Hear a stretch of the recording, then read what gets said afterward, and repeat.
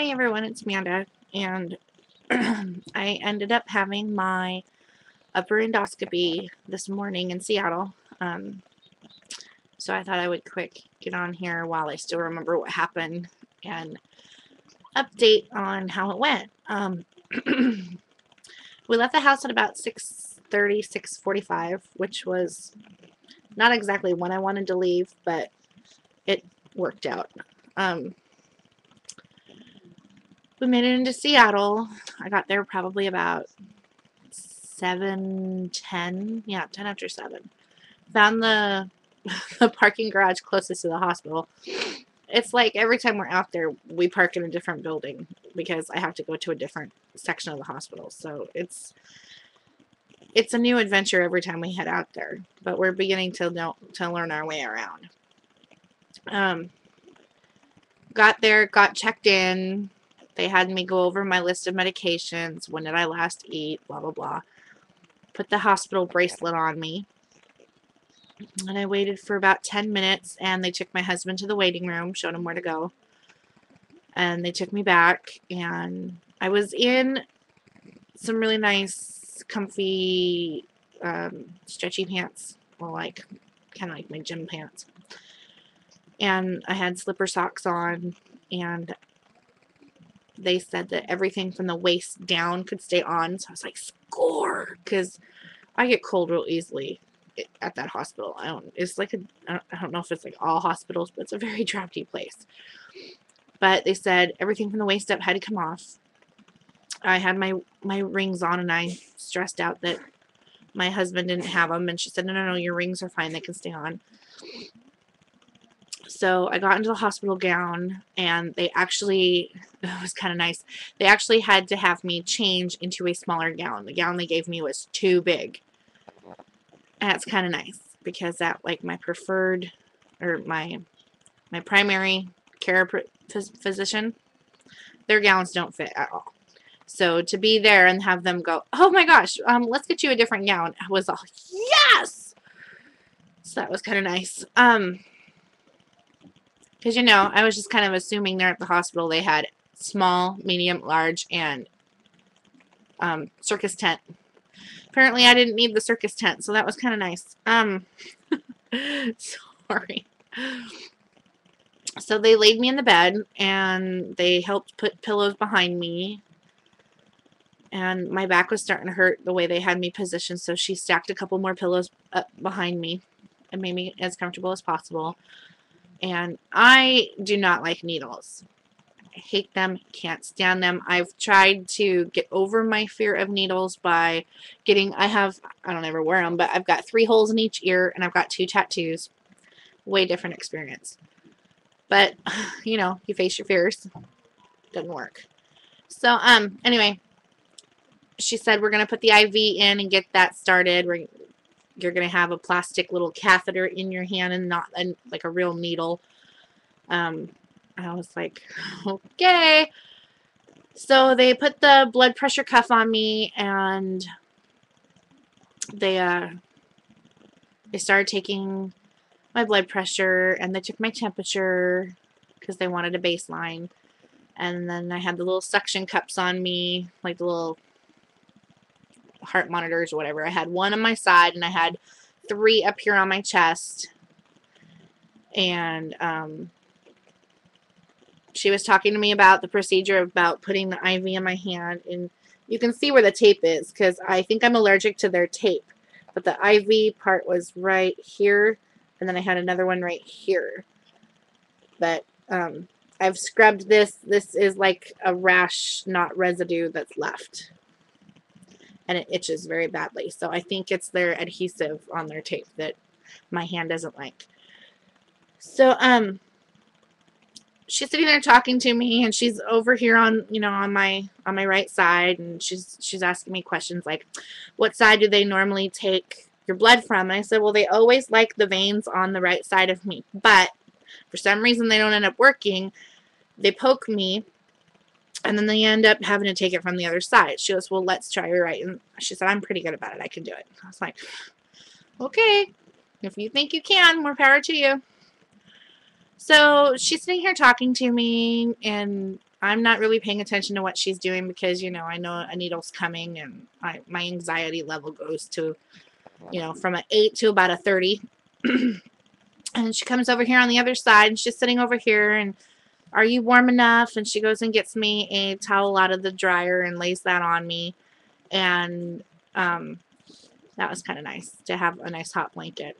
And I said, so when are you going to do the IV? She goes, sweetie, we did that like 5 minutes ago. Didn't notice it, didn't feel a thing, didn't hurt. I told her her job from now on is to put my IV in anytime I need an IV at this hospital ever again. And she said, thank you, I appreciate that. So I made somebody's day. Excuse me. So I laid there for a good 45 minutes. They gave me an anti-anxiety medicine because my anxiety level was probably at an 80. And it was, I can't even remember what it was called. I'll have to look it up. But it started with an N, or something. So they gave me that, and that helped, and I kind of was ready to go at that point, and we were waiting on the surgeon to decide to show up. And they wheeled me down the hall and into the room, and he came in and was telling me what all he was going to do, and they're going to put something in my mouth to help hold my mouth open. And he said, as soon as I push the drugs into your IV, you're going to go really fast. You're not going to know what's going to happen. It takes me about 5 minutes, literally, to get the scope in, look around, pull it out. We're done. He said it takes more time for you to get set up and to wake up than it does for me to do what I need to do. He said, it really, this whole thing is ridiculous, but I have to get it done because it gives me an idea of what I'm working with. And I was like, oh, okay. So he was kind of chit-chatting with me, and they gave me this little Dixie cup full of solution, and he said to swish it around your mouth, tilt your head back, gargle with it, and then swallow it. And the best way I can describe this crap that they gave me was that it was like hair gel. It smelled like hair gel. It had the weird texture of hair gel because he put some on my fingers, and he said, this is, I want you to know what you've got. Because I was looking at like, okay, you just handed me egg whites. But it looked like hair gel. It had a weird menacing kind of sterile smell to it, like hair gel. Probably tasted like hair gel. But as soon as I gargled with it, I had no control over my throat anymore. I was drooling. My lips were numb because the nurse kept having to wipe my mouth. And then after that, he came at me with this little spray can looking thing with the long tip on it, and he said it was lidocaine, and he was going to spray it in the back of my mouth, kind of like a banaka. He said, don't freak out. He said that's going to help relax the back of your throat, and it's going to help numb things up even more, and it's going to also aid in the scope going down. So he did that, and that tasted like cinnamon.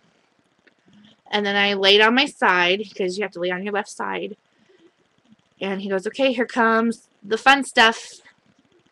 And he said, I want you to tell me the colors of the rainbow. Because you're a preschool teacher, you should know this. And I think I got to yellow, and that's the last thing I remember.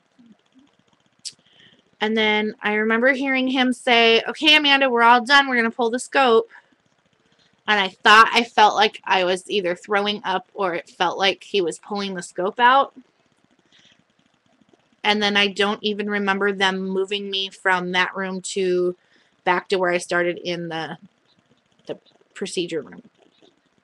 But I woke up again, and I'm kind of looking around, and I closed my eyes. And I remember looking at the clock. And at that point, it was 8:30. And I closed my eyes. And then at about 9 o'clock, I looked back up at the clock, and I closed my eyes. And then I heard, Amanda, time to go. Time to wake up. Your prostate exam was normal. You're fine. Let's go.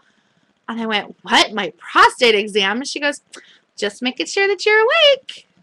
And I was like, that's not funny. And then I was laughing. But they said everything went good. I have mild gastritis, which he said is not an issue. I shouldn't even worry myself about it. He says it's caused by my acid reflux that I do have. And he said that that wasn't even a big issue when he was looking around. And he said it's most likely from the naproxen that my primary doctor gave me for all of my hip issues. Because whenever my hip acts up, I'm supposed to take some naproxen to help relieve the inflammation. And he said it's not even an issue. Don't worry about it. So, you know, my sister-in-law gave me this thing, and I just realized I have it on. This is, I don't know if you guys have these or not. It's filled with lavender seeds. It smells real good. And you can take the inside out, and you pop it in your microwave, and it gets real warm. And then you stick it back in like this little sleeping bag thing, and it's like a body warmer, an aromatherapy body warmer. I am having a hard time staying warm today. And they said that that's probably a side effect from the anesthesia, but I've been cuddled up with a blanket like since I got home. And I've been in my sweater. So that has me a little concerned about how I'm going to react coming out of anesthesia after surgery, because I was only under for 10-15 minutes. And for, you know, the surgery, I'll be out for what, an hour, 2 hours? Something like that. He says it's a half-hour surgery, but I'm sure all the surgeries I've ever had, they've gone twice as long. So, but anyway, I'm a little concerned about how I'll be reacting to waking up. But anyway,